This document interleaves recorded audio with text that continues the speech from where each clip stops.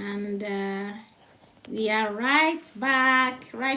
We need to quickly conclude what we've been talking about. So if you can hear me, can I see your indication in the chat, your emojis in the chat? So we'll be talking about how God models discipline. When God disciplines, he does three things. I need you to learn this. It's very important. And it will help us in this parenting journey. The three things God usually do when he disciplines. One is that he explains things. He explains why. God corrects with understanding. And he will say, this is wrong because it leads to death. So if you look at some of the scriptures where God made corrections, you will see that God will explain the consequence of something. And that's this, like as parents, we should be able to learn how to explain things to our children. Okay? Not just tell them, explain. Correction without conversation will usually lead to confusion.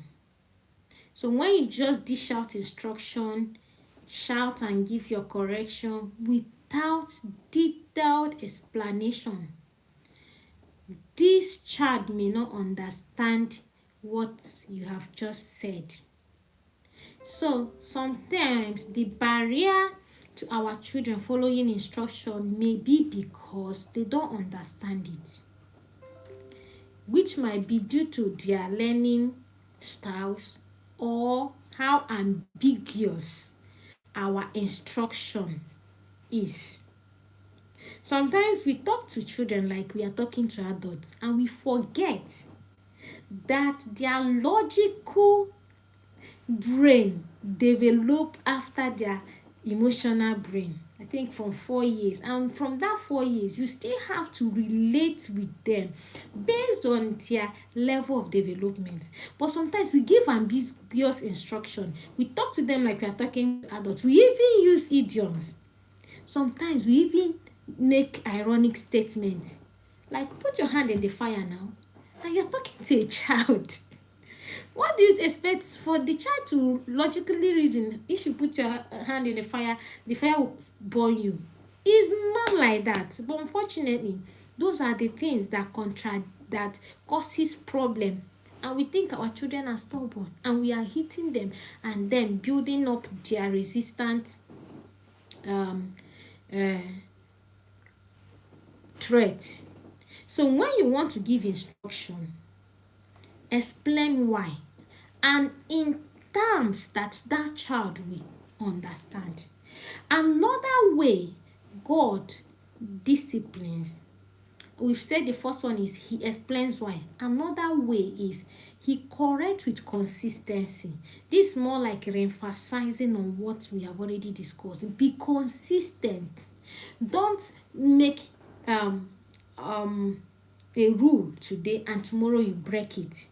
Don't give a consequence for something today and tomorrow you ignore it. You are giving this child a signal, oh, sometimes I can get away with misbehaving. No. So be consistent. God is always consistent. His yea is yea, his no is no. If he doesn't accept anything, he doesn't accept it. And if he says, you do this, this is a consequence. The soul that sinners shall die. That is it. Okay, so as a parent, you must learn to be predictable. Predictability help your children to know what to expect. But you used to hear parents that say, he doesn't even understand what I will do to him this night if he does that. Sometimes your children don't even know what to expect. They know you will react, but they don't know what in particular to expect. So what a structure does is to say, if possible, write it down. Let it be your family rules, depending on the level of your children, their age. Let everybody know that when you do this, this is what to expect. When you do this, this is the consequence. When you do this, this is what you will do. What it will do is it will reduce the gbasgbos in your home. It will reduce the exchange of words and conflict, because your children already understood that there's a consequence to this thing. So once they do it, you just direct them to the file. Okay, you just lead them to the file. Go to the file, see what consequences are attributed to what you have just done. So let our children be able to predict what we stand for. And that predictability also comes in our family values. Does your children understand what your family stands for? What is your family stand? What is your value? Consistently repeat it, share it, continue discussing it. Have your family meetings, read your family visions and your family value system. Let your children grow into it. That is part of discipline. Okay? Then, the third way God disciplines is He corrects with compassion. Because we are His children. If He's His enemy, that's where you see the wrath of God. But when He's His children, even when Adam and Eve committed a crime, God still clothed them. God still showed them compassion. What was the consequence? You have to move out of the garden because you are no longer in that state of immortality. You are no longer in that state of purity to occupy this place, because the provision was made for people in the state of obedience and purity. But you have altered that nature. Therefore, you cannot exist in this environment. We'll take you out to another environment where you can exist. However, I will clothe you. God clothed them. Some of us, we punish our children, we turn our back. They will cry and suit themselves and comfort themselves, and in fact tell themselves the truth. Mommy and daddy don't care, because that's what their brain will interpret it as. So when you punish your children, have a way of showing empathy and compassion. And that's why we raise children who are hard-hearted, children who don't have empathy, because they didn't learn empathy. So discipline should come with empathy. If we must raise children who will be empathic, who will see situations and think of, how can I find a way to suit this? How can I find a solution to this problem? Children who will be creative, children who will thrive in future to even be solution providers. We must discipline with empathy and compassion, because creativity and solution comes from a place of empathy.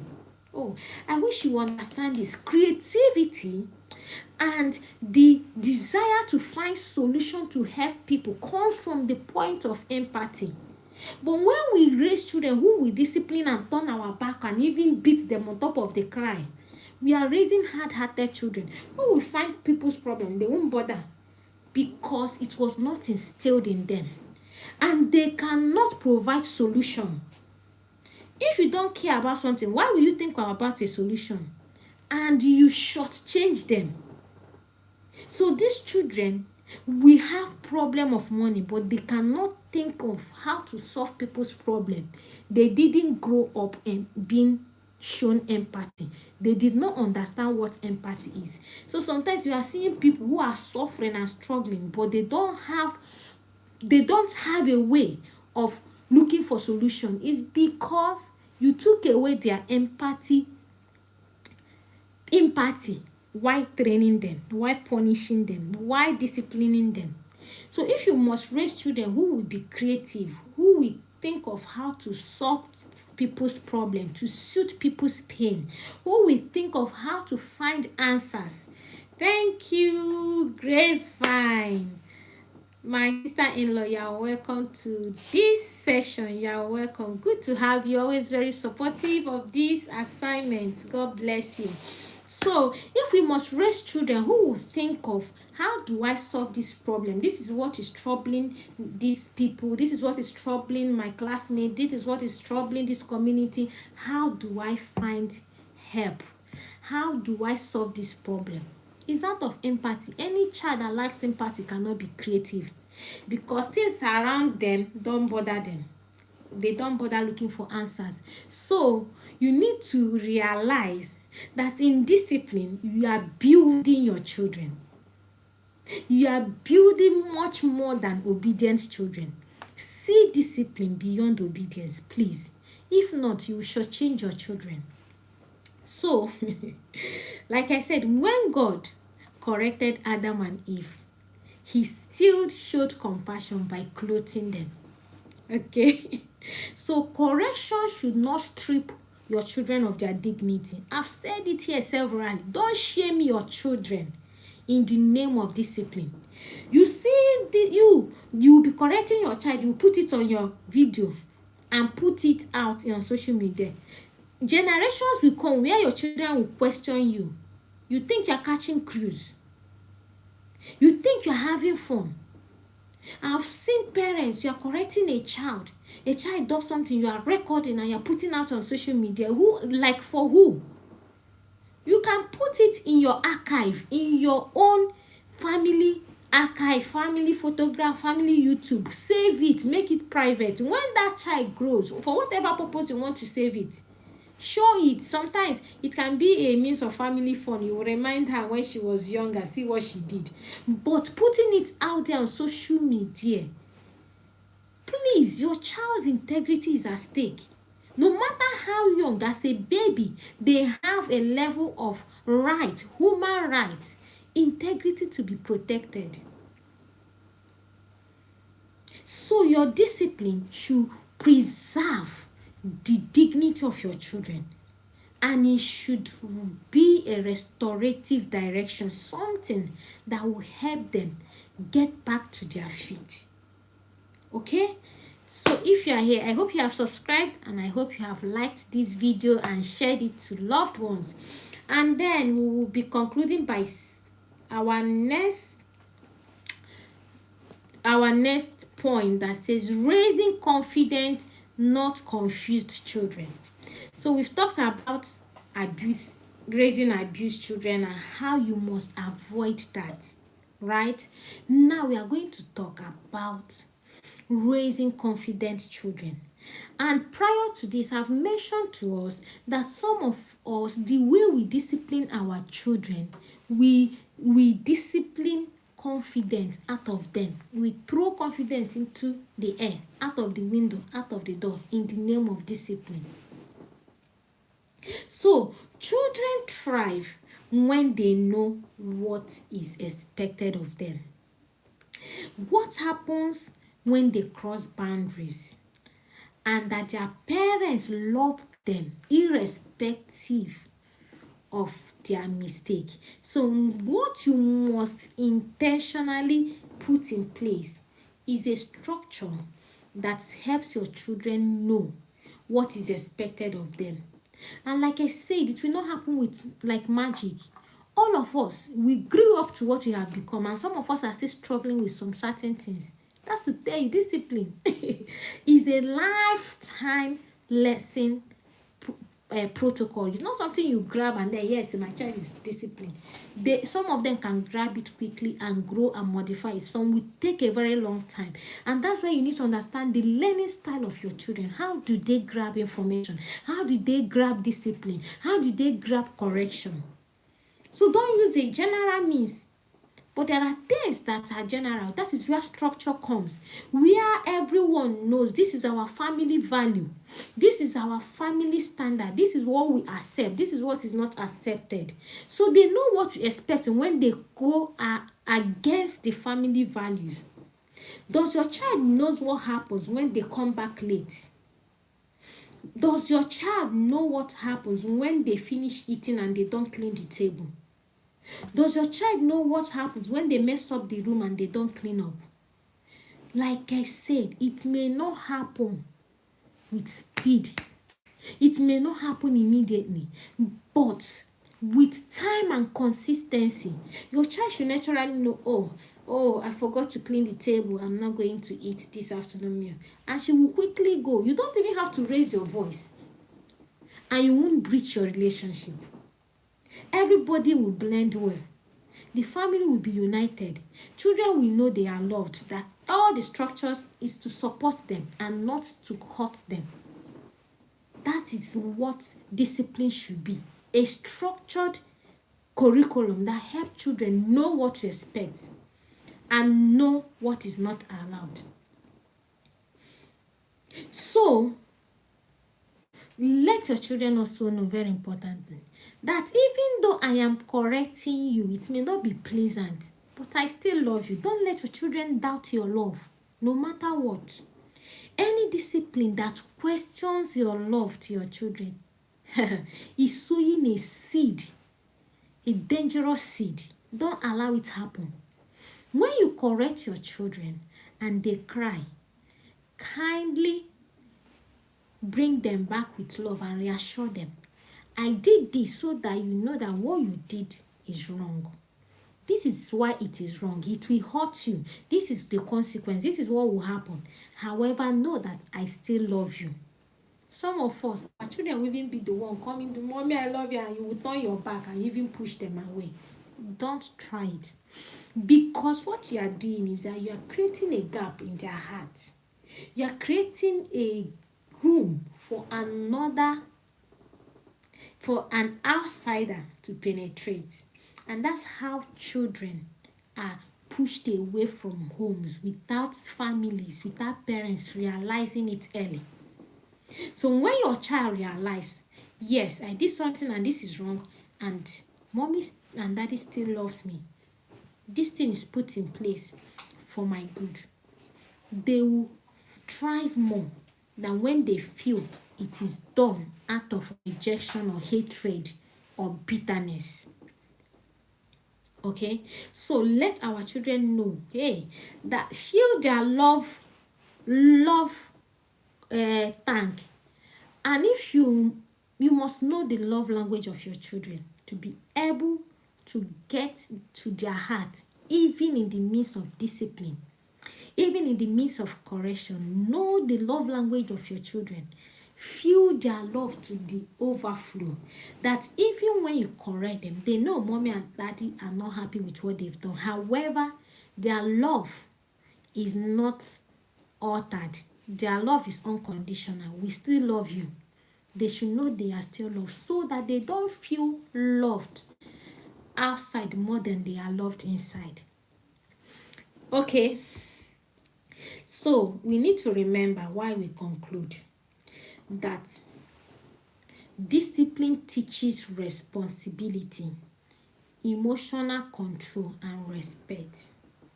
And we have mentioned that we, the parents, need these things even more than our children. So first, we must learn to control our emotions. We must learn to be responsible parents. We must learn to be respectful. So that when we are pushing it out to our children, they already see the reflection, a model, because they learn by what they see that more than what we tell them. So you can talk to a child, they will not understand it, but when they see it in you, it sinks better. Okay, this is how to talk to people, respectful. You can't be harsh to your children. You cannot be talking to them carelessly or anyhow or rudely, and you want them to be respectful. If you see a child talking rudely to someone, they've learned it from you. Because when you are not looking and you are one side, you will see them and hear them demonstrating the same thing you do. You see the older one talking to the younger one the same way you talk to them. So if you are rude in your conduct, harsh, violent, aggressive, that's the kind of children you will raise. So you can't claim you are disciplined when your children are learning what is wrong from you. So when we depict respect, self-control, emotional control, respect, you will be able to raise children who can lead themselves, when you are not watching. And I've said it, discipline is not about you. If not, you are short-sighted. It's about the word. Thriving out there even when you are not seeing them. But that's discipline. If I have to do things right because you're watching me, I am not disciplined. So if your children have to do things because mommy and dad, you are not doing it, they are not doing anything, everywhere is scattered. Once they hear the horn and they are running, you have not raised disciplined children, you have raised fearful children. And fearful children cannot lead themselves outside your home. They can only lead and thrive when you are there because you are the remote control. So when there is no remote control, they cannot lead. They will not be relevant to where God is calling them to lead in destiny. And they will struggle to really uphold what you call discipline because it was not internalized. Okay? So this week I will give us a family challenge. If you notice, we no longer do separate family challenge video. So we incorporate it into our live sessions. And what will be our family challenge this week is a family reflection. So gather your family, okay, and ask them, your children, what boundaries protect us, because your children need to understand why boundaries are put in place and the type of boundaries that exist in your home. So ask them, what boundaries are in place in our families? If they don't remember, if they don't understand, teach it, reflect. These are the boundaries in place. We don't do this because of this. And remember, I always say, let them know why. Because when they know why, they are able to remember more and uphold it more than when they don't know why you're asking them to do anything. And this generation will question you. This generation will question you. You have to explain your why to them. Okay? So ask them what boundaries are in place, what boundaries protect your family, and let every member of the family at least share one boundary that keeps your family healthy. That's how to know that these things are, they know it or they are learning it. I've had engagement with young people who are not able to understand or even talk about their family values. Does your family have a value? I can't remember. It simply means there may be a family value in place, but your children don't know because you don't talk about it consistently. You don't share it with them. How do you want them to know? So you must talk about these boundaries. You must talk about why. Then agree to honor these boundaries together. Agree to honor these boundaries together. Okay? Let everyone know why this boundary is in place and how we will be able to keep these boundaries in order to protect our family. And then closing, in summary, we need to know that discipline is love in a structured way. If you didn't start from the beginning, please try to catch up because I cannot go back. So discipline, like we say, is not about your words, bows, your beating, your shouting, and all those punishments. It is love in a structured way. Okay, it's God's way of raising children. Is discipleship. Discipline a younger generation so they grow up to becoming like you or better than you. You ask your question, are you a better version of the child you are trying to raise? Do you want your child to really be you? If not, you need to stand up and start building yourself. Some of us are in that form, that shape, that level we were years back, and we are still claiming we are raising children. How will they thrive in their generation when you are not refined? You are not better than you were before. That's why you need to work on yourself. Self-development, personal development, any form of development. As a parent, you must keep growing because you are the model. You must meet up to the demand and standard of the times you are, so that you can help your children to thrive in their generation. If not, they will go out and copy and paste, copy everything they see, and you'll be left out. They will start even seeing you like a backward mommy and daddy.